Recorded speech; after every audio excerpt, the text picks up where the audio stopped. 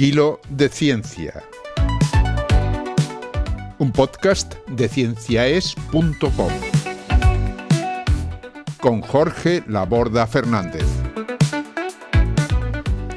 Hoy os invitamos a escuchar Causas de extinción masiva.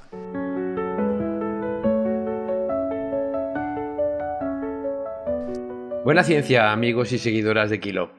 Un saludo cordial de Jorge Laborda. Antes de comenzar con el tema que nos ocupará hoy, me gustaría daros dos noticias. La primera es que con el programa titulado En busca de la dieta ideal, publicado hace unos días, damos por terminada la modalidad de podcast Kilo in Memoriam. La segunda noticia es que con el programa de hoy recupero la modalidad de podcast Kilo Vintage, que tenía algo abandonada por imposibilidad de tiempo material. En esta ocasión he creído conveniente retomar un texto que publiqué el 29 de marzo de 2004, titulado Causas de extinción masiva. Veamos lo que contaba por aquel entonces, que ya es historia, pero que sigue estando de actualidad, y qué nuevos datos se han ido acumulando en estas más de 2 décadas que han transcurrido desde entonces hasta hoy.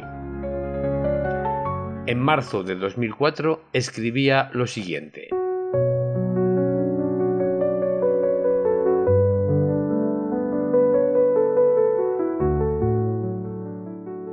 Todos estamos bien familiarizados con la evolución de las especies y sus mecanismos. La evolución sucede porque no todos los individuos de una especie son exactamente iguales. Aquellos que poseen ligeros cambios en sus genomas que les proporcionan ventajas reproductivas en el medio ambiente en el que viven, tienen mayores probabilidades de pasar sus genes a la siguiente generación. Estos cambios ventajosos van pasando de padres a hijos y así la especie va cambiando muy progresivamente con cada generación. Los ambientes naturales en los que las especies viven también cambian con el tiempo. Puede haber, por ejemplo, subidas o bajadas de la temperatura o de la humedad que afecten a la capacidad de los individuos de una especie para encontrar alimento y reproducirse. En el contexto de estos cambios, hay especies en las que, a pesar de las diferencias entre los individuos de la misma, ninguno contiene los genes adecuados para hacerles frente con éxito y competir por la supervivencia con otras especies. La especie se extingue. Estos procesos evolutivos son los que conducen al tópico de la supervivencia de los más fuertes. Deberíamos decir, de los que demuestran mejor y mayor capacidad de adaptación al cambio. Parecería así que la evolución es un proceso en el que poco a poco se seleccionan cambios que mejoran a las especies, haciéndolas más fuertes, o simplemente porque las que han sobrevivido a todos los avatares de la vida tienen que ser las mejores. Desgraciadamente no es así. Al margen de que es debatible si una vaca es mejor o peor especie que los trilobites, animales que vivieron por más de 300 millones de años sobre el planeta, no es correcto concluir que las especies mejoran a lo largo de la evolución, porque hay otro fenómeno que ha influido enormemente en qué especies estamos hoy aquí vivas sobre la Tierra. Hablo de las extinciones masivas. Las extinciones masivas son un fenómeno muy diferente del goteo, entre comillas, de extinción de especies que sucede por el mecanismo que vengo de exponer. En las extinciones masivas, como su nombre indica, desaparecen de un plumazo un gran porcentaje de las especies vivas. Las causas de las extinciones masivas suelen ser fenómenos físicos. Todos conocemos la versión más aceptada por los científicos de la causa de la gran extinción que sucedió al final del período Cretácico, hace 65 millones de años, y que acabó con los dinosaurios no avianos, es decir, los que no se convirtieron luego en aves, y muchos otros organismos menos conocidos por el gran público de Hollywood. Numerosos indicios sugieren que un asteroide impactó en la Tierra, lo que causó una tremenda nube de polvo que oscureció el Sol e hizo descender drásticamente la temperatura. A pesar de estos cambios tan dramáticos, no todas las especies murieron, y las que sobrevivieron siguieron el proceso de evolución y creación de especies que condujo a que ahora estés escuchando estas palabras.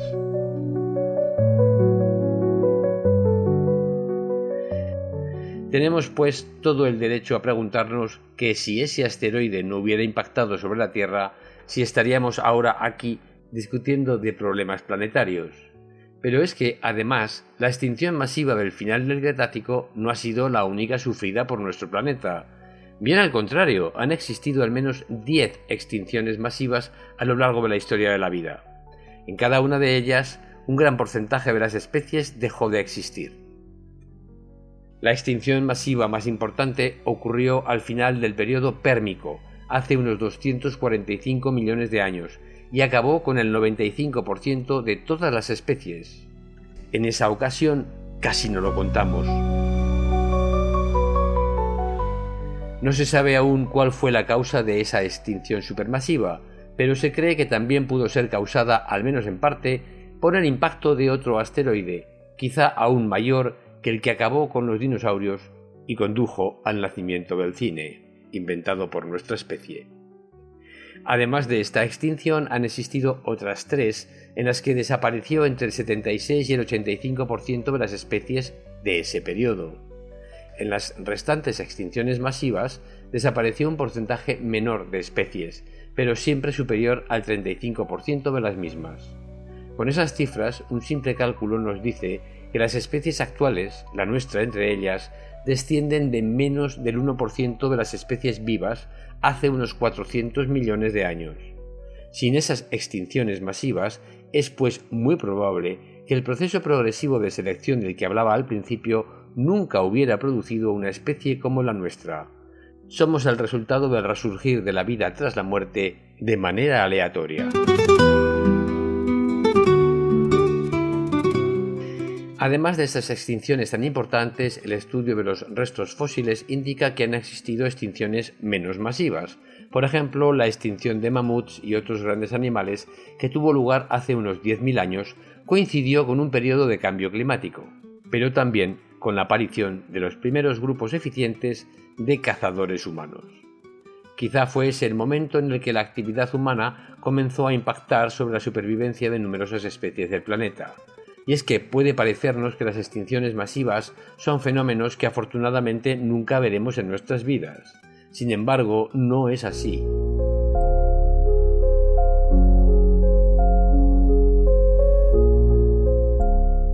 Numerosos indicios dan fe de que estamos asistiendo a un periodo de extinción masiva causado esta vez por una causa no física, sino biológica y química, que no es otra que la superpoblación que ha alcanzado nuestra especie y la contaminación del medio ambiente que estamos produciendo.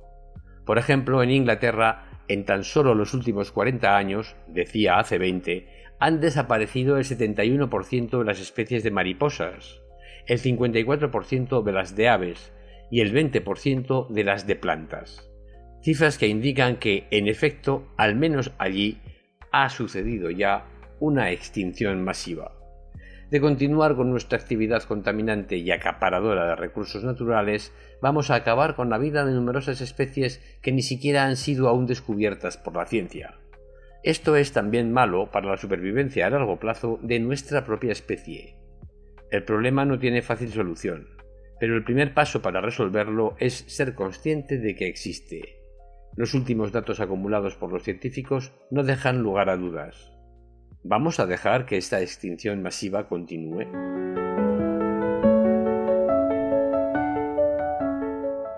Y así terminaba el artículo que escribí hace más de 20 años. Y la idea central sigue siendo válida. La historia de la vida no ha sido una marcha triunfal y progresiva hacia organismos cada vez mejores, sino una sucesión de supervivencias tras catástrofes. La evolución trabaja generación tras generación, mediante selección, adaptación, sí, pero de vez en cuando el tablero entero de la vida se sacude y las piezas caen. En esos momentos no sobreviven necesariamente las especies superiores, sino las que por razones a veces bastante accidentales se encuentran en el lugar adecuado, tienen el tamaño correcto, la fisiología adecuada o una estrategia vital compatible para soportar un planeta convertido de pronto en territorio hostil. Lo que ha cambiado desde la redacción original del artículo no es tanto esa visión general como el detalle de las causas y de la cronología. Durante mucho tiempo se habló casi siempre de las 5 grandes extinciones. Yo hablaba de 10, pero hay 5 más grandes, 5 realmente extraordinarias extinciones que se han bautizado con el nombre de los periodos geológicos en los que se produjeron. Esta clasificación sigue siendo útil, pero hoy sabemos que es demasiado simple. Hoy no se habla solo de 5 grandes extinciones o de 10. Según cómo se midan estos eventos catastróficos, pueden reconocerse 19 grandes picos de extinción, si añadimos la crisis biológica del final del Ediacárico, hace 539 millones de años, una extinción tan temprana que resulta difícil documentar bien por la ausencia de fósiles adecuados. No todas las extinciones tuvieron la misma intensidad ni son igual de bien comprendidas, pero juntas muestran que la historia de la vida ha estado marcada por muchas más sacudidas de las que suele recoger la lista clásica de las 5 grandes. Desde la crisis del final del Ediacárico hubo varias crisis en diferentes periodos de la historia de la Tierra.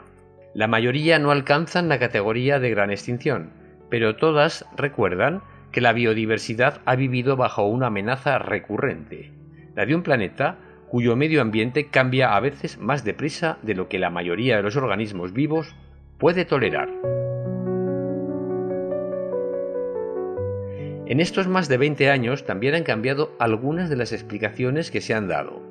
En el artículo original mencionaba la posibilidad de que la gran extinción del Pérmico, la mayor de todas, hubiera sido causada por el impacto de un asteroide. Esa hipótesis, aunque no ha desaparecido por completo de la literatura científica marginal, ya no es la explicación dominante. Hoy, la causa más aceptada apunta al enorme volcanismo de las Trampas Siberianas, hace unos 252 millones de años. Aquellas erupciones no solo expulsaron lava, liberaron grandes cantidades de dióxido de carbono, ese simpático gas que calienta las cosas, y también otros gases. Alteraron la temperatura global, acidificaron los océanos, disminuyeron el nivel de oxígeno disuelto en estos y probablemente causaron una cadena de efectos químicos y biológicos devastadores. No fue un cañonazo llegado del cielo, sino una transformación interna del planeta. La Tierra se convirtió durante un tiempo en una trampa para gran parte de la vida. Hoy sabemos, además, que las transformaciones de la Tierra y no las colisiones con cuerpos venidos del espacio exterior están en el origen de la gran mayoría de las extinciones. El caso del final del Cretácico sigue siendo diferente. Ahí el impacto del asteroide de Chicxulub continúa siendo la explicación principal de la desaparición de los dinosaurios no avianos y de muchos otros grupos de animales. Sin embargo, tampoco conviene imaginar esta extinción como una historia de un solo protagonista. El volcanismo del Deccan en la India estaba activo en torno a ese mismo periodo y pudo contribuir al estrés ambiental previo o influir negativamente en la recuperación posterior. En todo caso, la diferencia esencial permanece. En el Cretácico hubo un desencadenante astronómico claro.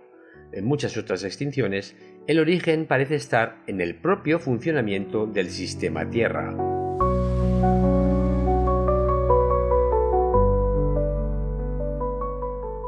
Esto permite hacer una observación interesante. Si ordenamos las grandes crisis desde el final del Ediacárico hasta el Triásico-Jurásico, encontramos extinciones o perturbaciones mayores separadas por intervalos de unas pocas decenas de millones de años, quizá entre 20 y 80 millones. No parece que siguieran un periodo perfecto, pero sí da la impresión de que durante la primera parte de la historia animal compleja, la biosfera sufrió profundas agresiones con cierta frecuencia. Muchas de ellas no parecen tener una causa astronómica, sino geológica, climática u oceánica. Volcanismo gigantesco, cambios del nivel del mar, reorganizaciones de continentes y océanos, episodios de falta de oxígeno, calentamientos, enfriamientos o alteraciones del ciclo del carbono. Si excluimos el impacto del Chicxulub, la última gran extinción claramente asociada a procesos internos del planeta fue la del final del Triásico, hace unos 201 millones de años, Desde entonces, la Tierra ha seguido cambiando muchísimo. Los continentes se han desplazado, el Atlántico se ha abierto, los climas han variado, se han levantado cordilleras, se han desarrollado casquetes polares, ha habido glaciaciones, claro, y calentamientos intensos, como el máximo térmico del Paleoceno-Eoceno hace unos 56 millones de años. Pero ninguno de esos episodios ha producido una extinción global comparable a las grandes catástrofes tempranas.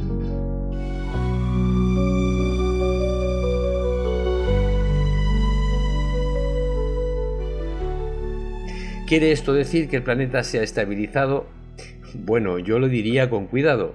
No vivimos en un planeta estable en el sentido de inmóvil, y desde luego no en el sentido de benigno. La Tierra es dinámica, turbulenta, pero sí parece que durante los últimos 200 millones de años no se ha producido de forma natural una combinación interna suficientemente extrema, rápida y global como para causar otra gran extinción masiva del tipo de las anteriores. La diferencia no es que la Tierra haya dejado de cambiar, sino que no ha cruzado ciertos umbrales críticos. Las extinciones masivas naturales no son campanadas que llaman a la muerte cada cierto número exacto de millones de años.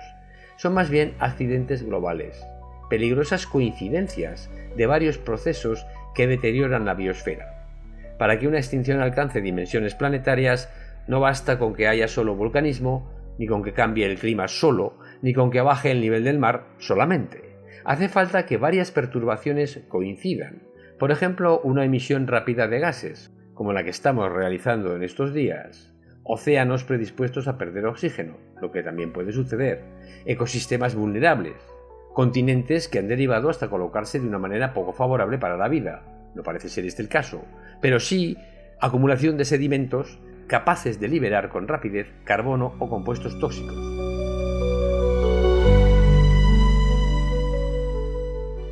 En ese sentido, es posible que desde el Triásico-Jurásico la Tierra haya atravesado un intervalo relativamente menos propenso a extinciones masivas naturales de origen interno. Quizá la configuración tectónica ha sido menos peligrosa, quizá los océanos han sido globalmente menos vulnerables a perder el oxígeno acumulado, quizá no se ha repetido una zona volcánica tan destructiva como las trampas siberianas, o tal vez, sencillamente, no ha coincidido una combinación letal. Esta conclusión nos lleva a una parte tranquilizadora y a otra parte inquietante. La parte tranquilizadora es que las grandes extinciones naturales no parecen inevitables a corto plazo.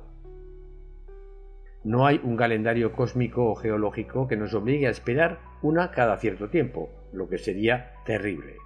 La parte inquietante es que nosotros estamos reproduciendo algunos de los ingredientes que acompañaron a extinciones pasadas. Sí, la humanidad está causando un calentamiento hiperrápido, acidificación de los océanos, alteración de los ciclos del carbono, nitrógeno y fósforo, destrucción de hábitats, contaminación medioambiental, bajada o pérdida de oxígeno en zonas marinas, y también una fragmentación ecológica y disminución de las poblaciones de muchas especies. La diferencia es la escala temporal. Procesos que en el pasado podían extenderse durante miles o cientos de miles de años o incluso millones de años están siendo impulsados ahora en apenas un par de siglos.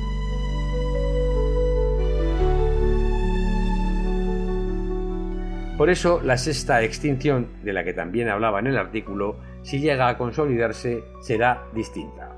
No tendrá como causa principal un asteroide, ni un volcanismo gigantesco, ni el desplazamiento lento de los continentes. Tendrá como causa una especie biológica que ha aprendido a extraer energía fósil, multiplicar los alimentos y reproducirse con extrema rapidez, mover materiales, transformar el medio ambiente y apropiarse de una fracción inmensa de la producción biológica del planeta. Será una extinción causada por inteligencia sin suficiente prudencia, es decir, por estupidez natural, por tecnología sin suficiente contención y por un éxito ecológico sin precedentes que se convierte en una especie de plaga planetaria y en amenaza global. Los datos recientes sobre la biomasa dan a esta idea una fuerza casi total. El planeta actual no está habitado simplemente por muchas especies, está habitado por masas vivas muy desiguales. La biomasa de los mamíferos, por ejemplo, está hoy dominada por los seres humanos y por los animales que hemos domesticado para nuestro uso. La masa total de nuestra especie y de nuestro ganado y de nuestras mascotas supera de manera abrumadora a la de los mamíferos silvestres terrestres.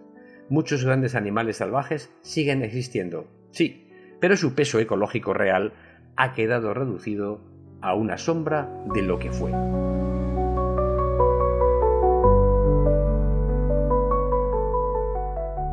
Esto cambia la manera de pensar en la extinción. Una especie puede no haberse extinguido todavía, pero sin embargo haber sido ya ecológicamente derrotada, funcionalmente extinta. Puede conservar su nombre en los libros, algunos individuos en parques nacionales o en zoológicos, o tener poblaciones fragmentadas en regiones remotas del planeta a las que no nos gusta ir. Pero puede también haber perdido la mayor parte de su abundancia, de su territorio, su diversidad genética, lo que le conducirá a la extinción, y su papel en los ecosistemas. Antes de la extinción formal, legal o taxonómica, suele haber una extinción funcional.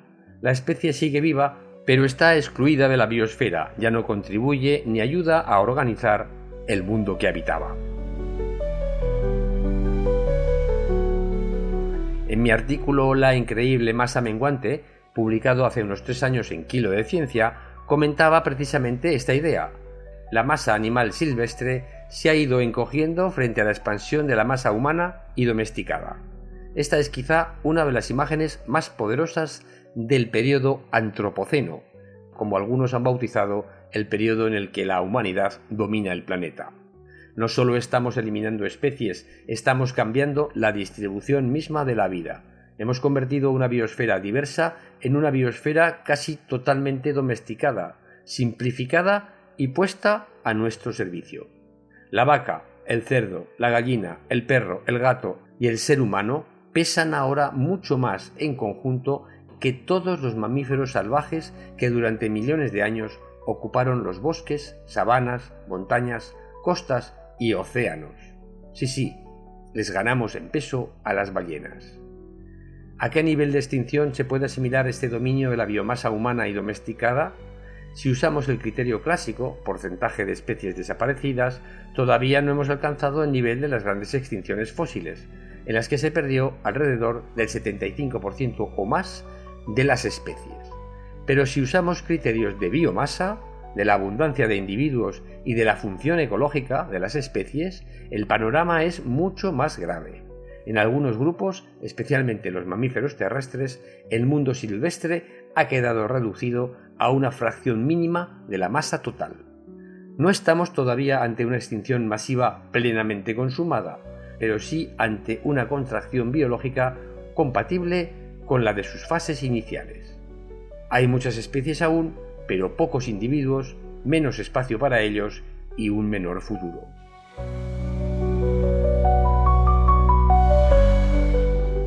La pregunta final es si seremos capaces de estabilizar nuestra propia biomasa y sobre todo nuestro impacto sobre el planeta.